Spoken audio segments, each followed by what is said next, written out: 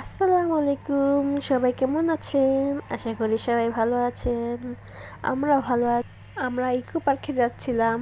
Eco পার্কে যাওয়ার পথে এরকমই সুন্দর পরিবেশ দেখেছি। দেখে একটু ভিডিও করলাম। আমি, আমার ছোট বোন আর আমার বড় বোন আর ভাবি, আমরা 4 জন ইকো পার্কে যাচ্ছিলাম। ইকো পার্কে যাওয়ার পথে এরকমই সুন্দর পরিবেশ দেখলাম। আমার অনেক ভালো লাগছে পরিবেশটা।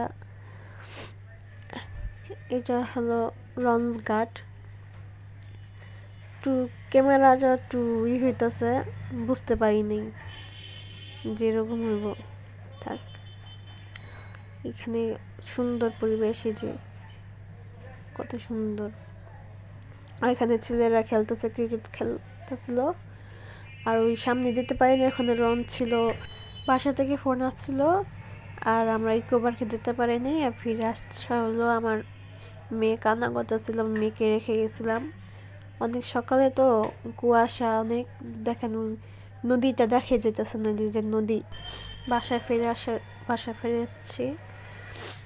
সবাই ভালো থাকবেন, আল্লাহ হাফেজ, বাই।